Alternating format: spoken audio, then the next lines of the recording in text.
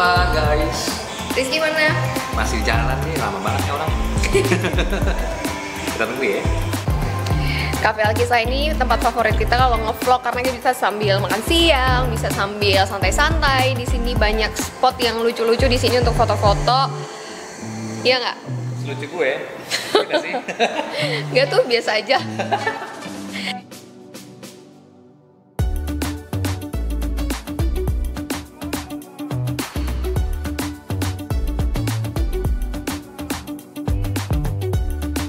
Seperti apa dalam ruangan kita ini? Nah, bisa dilihat nih. Dalam kondisi pandemi tentunya masih ada jaga jarak di sini. Kalian nggak boleh duduk berdempetan. Terinspirasi dari mana bikin konsep Alkisah seperti ini? Sehingga banyak sekali pengunjung yang datang ke sini ya teman-teman. Oke, Alkisah ini sebenarnya konsepnya adalah rumahan. Jadi makanan dari konsep rumahan, mostly adalah makanan saya waktu zaman kecil. Saya bawalah makanan dari Jawa ke Jakarta, seperti itu. Dan konsep environment-nya sendiri juga sebenarnya rumah. Gitu. Kita pingin semua pengunjung yang datang ke sini itu merasa seperti berada di dalam rumah mereka sendiri. Oke, sebelum kita mulai nge-vlog, kita mau makan dulu nih. Kita dapet dari Chow Yu Fat. Namanya adalah menu barunya ada di Alkisah ya.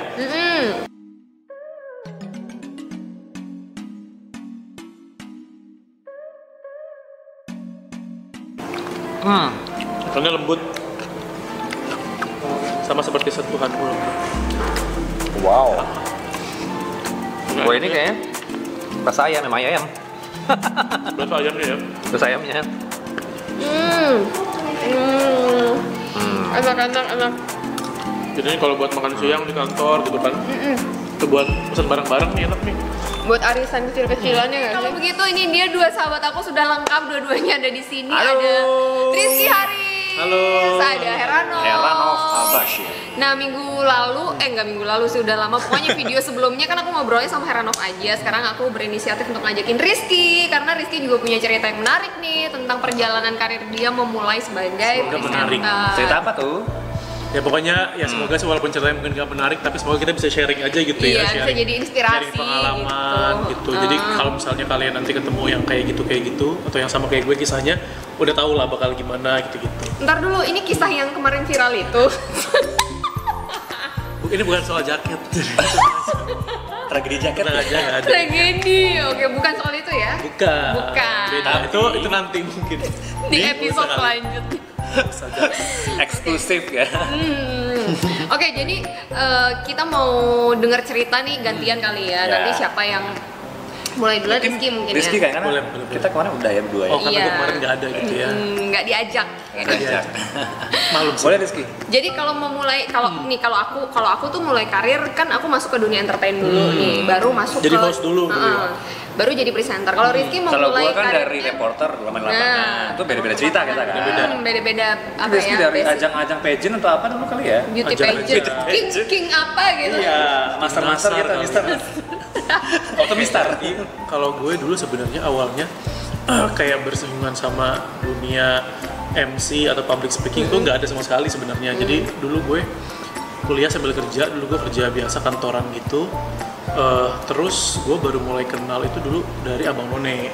Oh, ikutan Abang None tahun. Sesimpel itu tahun 2011. Jadi dulu Assalamualaikum. Gini ya? Assalamualaikum gitu. Kalau ceweknya gimana? Gini. Waalaikumsalam. Oh gini, oke, baik. Nah, jadi Abang. dulu ikutan Abang None sesimpel kayak, jadi tuh gini, waktu itu pas gue masih ngantor itu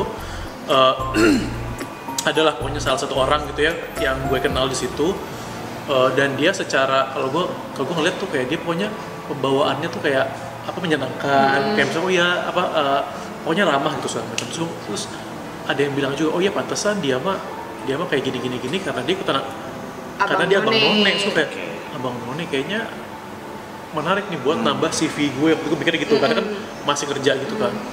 Oh ya udah tuh gue cari info segala macem.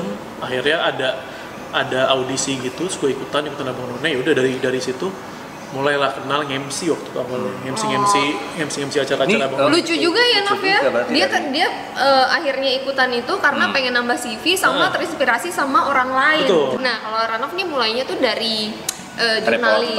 Iya, jadi dari Reporter reporter. lapangan. Jadi memang dia langsung terjun ke lapangan sebagai jurnalis, sebagai reporter gitu ya. TV, Gimana ya. tuh ceritanya?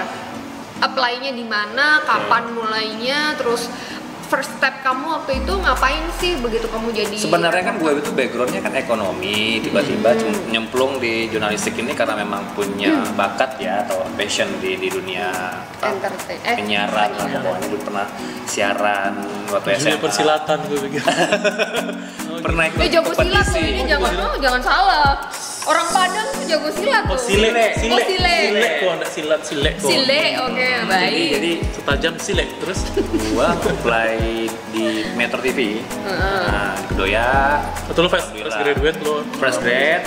Gue dapat beberapa kantor lah, alhamdulillah ya, tiga kantor. Oh, sombong Gua pilihnya pilih- banyak gitu. Banyak. Gue pilih ini Metro TV karena TV berita. Salah satu TV berita lah di nasional ini. Ya udah akhirnya gue jalanin dari 2012 sampai 2015 gue pindah ke CNN. Oh, lu 3 tahun ya di lapangan. Dan gue emang lamanya di reporter dibandingkan kalian ya, lama presenting. Kalau gue lamanya di reporter di Kita masuk TV duluan. Dia masuk TV Oh, juga. TV tadi 5 menit. Tapi kan jarang-jarang. 1 jam. Lama sekarang masih siarannya. Iya. Menurut lo umur 21 untuk memulai mencari satu batu loncatan tuh telat nggak sih menurut lo? Kalau gue lihat gue sendiri telat gitu. Karena pokoknya setelah itu akhirnya gue kenal banyak orang gitu ya. Ternyata banyak orang-orang yang menurut gue pokoknya secara kemampuan, secara pengalaman lebih dari gue, ternyata mereka tuh kayak udah dari SMA tuh udah aktif ngapa-ngapain gitu loh, Potensial ya. ikut ini itu, mereka udah punya Iya. kerjaan segala macem. Nah itu yang menurut gue kayak gue agak ketinggalan, tapi ya balik lagi menurut gue nggak ada kata terlambat gitu loh. Maksudnya lu di umur berapa saat lu tahu Apa yang lu mau. kurang dan lu tahu apa yang lu mau dan lu tahu stepnya bisa ngapain aja lu buat ngejar itu ya lakuin gitu. Saat itu juga ya, Saat jadi itu nggak juga. perlu nunggu momen kalau Betul. misalnya menurut lo udah tahu apa yang lo mau lakuin, just do it. Karena tuh rezeki orang beda-beda gitu loh, Mai. Lo kan akhirnya kayak dari balik layar, ibaratnya kan dari apa reporter, dari orang lapangan, terus akhirnya sekarang ke layar, ke studio. Nah kalau lo lihat yang lo dapetin pengalaman segala macam dari orang lapangan itu apa sih? Yang berguna buat buat studio. hidup lo. Yang saat berguna ini. adalah jaringan sih, koneksi. Karena wartawannya itu lu harus bersyukur lu punya koneksi jaringan yang tidak semua Iya orang sih, bisa karena lo kenal dapat. langsung ya, kan lo ketemu langsung Kalau sama itu. presenter kan cuman By studio halo dari ya telepon. di studio Via kan. telepon. Kalau reporter itu kan menjalin itu setiap hari ya. Kalau misalnya gue ngepost dulu DPR setiap hari ketemu orangnya, jadi intensitas itu lebih banyak. Ngobrolnya setiap hari, bisa nongkrong lagi habis liputan, nongkrong lagi misalnya di mall-mall dengan para politisi, jadi nama-nama ilmu. Asik. Gitu. Orang tua tuh kayak gimana sih ngelihat Rano sekarang setelah kamu sukses? Iya. Kan kita tuh sering banget dapet Dapat rendang dari gua? Dapet rendang, dapet cipratan, kiriman dari mamanya Rano tuh kita Iya. dapet kiriman gitu. Itu gimana sih orang tua sekarang ngelihat Iya hubungan sama orang tua lo kan jauh nih. Apa ya, mungkin doa orang tua, doa ridho di atas ridho orang tua ya, atau ridho orang tua ridho di atas ya. Balik nggak sih gue ngomongnya? Iya. Ya kita ngerti maksudnya. Ya gini sih ngomongnya. Ya gimana ya? Jangan nangis. Tisu. Keset. Karena sebenarnya impian gue jadi news anchor ini dari mama sih, nggak apa-apa. Gue nggak terlalu berambisi untuk jadi seorang news anchor. Oh, orang tua yang mendorong Ranov untuk ikutan atau terjun ke dunia presenter. Iya betul, dari Gue malah zaman enggak guys terus. sekolah lama dulu juga pengen anaknya di studio, ya kan. Alhamdulillah 2019 terpenuhi itu. Oke, kalau gue sebenarnya mulainya malah dari SMA. Jadi gue waktu SMA tuh kecentilan aja gitu kayak pengen jadi penyiar Sampai sekarang radio. kecentilan. Bukan cuma dari SMA. terus. Jadi dari SMA udah kecentilan ke radio dulu awalnya. Jadi Gue pengen banget ke radio tuh, tapi nggak dapet. Terus Mama pengen kita udah radio ya berdua ya. mungkin suara saya sumbang kali atau gimana? pengen disumbang Anda. Iya, aku mulainya dari radio. Waktu itu di radio di Lombok, kan aku tinggalnya di Mataram Lombok kan, emang lahir Kan dan lu gaya-gaya besar di radio. sana. Gini, waktu siaran tuh gini. Oke, sama nggak kayak TV? Beda. Coba. Kan kita punya Dengerin setia. call station gitu loh, kayak kalau aku tuh gini. 97,5 Reaper FM The Lovely Radio. Selamat pagi di Permania. Kembali lagi bersama saya Adita Mai di gue lupa nama programnya. Ya pokoknya kayak gitu-gitu deh. Intonasi dimainin gitu ya. Jadi Kadang-kadang ada muka. kalau radio itu kita suaranya, intonasinya emang harus main karena kita nggak bisa mainin ekspresi muka kan. Mau jadi penyiar radio tuh. Nah, 2008 aku ke Bali untuk ikutan Miss Celebrity SCTV waktu itu. bedanya Oh, di Bali ceritanya. bedanya sama gadis Karena di sampul apa Lombok sih? nggak ada. Ada juga namanya gadis sampul ya. Sama lo Kalau majalah. Gadis Sampul kan majalah, Oh, oke. majalah gadis. Kalau ini tuh SCTV tuh kayak membuka kesempatan untuk yang di daerah ikutan audisi, kalau menang Jadi selebgram. akan Jadi seleb? akan iya bisa. Di prospek jadi seleb. Tapi kita tuh kayak dibukakan pintu untuk casting gitu loh. Nah, aku coba deh tuh semua dari FTV, Pengen jadi iklan, artis, pokoknya pokoknya pengen pikirannya pengen jadi artis gitu. Tapi setelah nyobain FTV, iklan, film dan lain-lain, MC di daerah, di kota dan segala macam itu, oh ternyata aku tuh jiwanya tuh cuma di presenter gitu. Aku memilih untuk tetap di jalan sebagai presenter gitu. Dan ternyata sampai makin kesini dunia presenter tuh membuka banyak jalan sebenarnya. Sampai akhirnya aku memutuskan, kan selama ini aku freelance doang kan. Jadi aku tuh kayak apa sih, kayak nemplok sana nemplok sini gitu, di TV ini bisa, TV itu bisa, karena aku jadi presenter freelance. Nah begitu masuk CNN sebagai news anchor itu kita harus jadi karyawan tetap, nggak bisa freelance. Mau nggak mau kan, akhirnya aku jadi karyawan tetap lah di CNN sampai sekarang, ketemulah sama orang-orang ini. Ya. Kerjaan kita ini menurut kita buat jadi ekstrovert kan? Gue introvert. Sepakat nggak sih? Gue nggak sepakat sih, karena Kalau gue introvert, orangnya aslinya. aslinya. Jadi kalau menurut gue itu ketika kita ada di depan kamera, mau nggak mau itu ada tanggung jawab kita untuk jadi orang yang terbuka dengan Profesional segala, ya? Profesional. terbuka dengan segala informasi yang masuk ke kita gitu. Tapi ketika kita jadi diri kita sendiri, misalnya kita cuma mau Di balik baca layar buku, gitu ya? misalnya pas lagi libur nggak mau ketemu sama orang-orang, aku mau baca buku aja di rumah atau Social nonton life perlu film ya? aja gitu. Nah, menurutku nggak masalah sih, dan harusnya Kalian nggak ini merubah. introvert. Gue introvert. Introvert jadi extrovert ya. Enggak juga sih, karena kalau menurut gue tetap jadi introvert, cuman itu tadi kayak si Mai maksudnya pada akhirnya kita tahu jadi kayak profesional lah, bilangnya itu profesionalitas Posisi kita di mana gitu. dan kalau kayak misalnya gue, karena gue aslinya introvert, jujur, kayak misalnya Yuyur yuyur mau meninggal, Itu bahasa jadi apa ya? Yuyur mau meninggal. kalau yuyur boleh kalau yuyur boleh yuyur, jadi apa sih gini, mungkin kalau sekali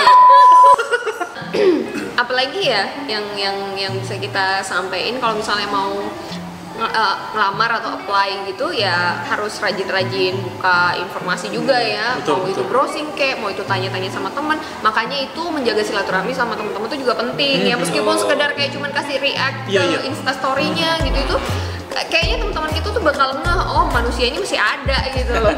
Ada Iya, iya. nih, exist nih yang Silaturahmi, namanya exist. Anita Mai ini gitu. karena dan ini juga loh, kayak kalau kenal sama orang, kalau teman sama orang, lu juga nggak pernah tahu kapan ini orang akan berguna buat lu. Iya benar. Ya kayaknya kira-kira kayak gitulah ya. Semoga video ini menghibur dan juga berfaedah, karena hashtag Gimbah Faedah kita harapkan terus-terusan bisa ada. Nah, kita untuk yang next vlognya kita mau kasih kesempatan buat teman-teman yang pengen nanya-nanya sama kita seputar dunia presenting, bisa drop pertanyaan kalian nanti di Instagram kita masing-masing. Nanti kita akan kasih apa sih di Instagram story itu ada kayak ask me question gitu kan. Ya kalian bisa drop pertanyaan tentang apa aja yang berhubungan dengan dunia presenting. Nanti akan kita jawab di vlog berikutnya. Semoga berkenan, suka dan juga terhibur. Oke? Amin. Segitu Semoga aja dulu. bermanfaat. Sampai ketemu lagi di next Dadah. video. Bye bye. Jaga kesehatan semua. Sarange. Sekarang kita sambut BTS. Thank you. Berapa menit tadi? Kita nggak ada timekeeper ya? Nggak ada. Udah, masih cinta Laura pakai dengan gue. Saya pilih guys.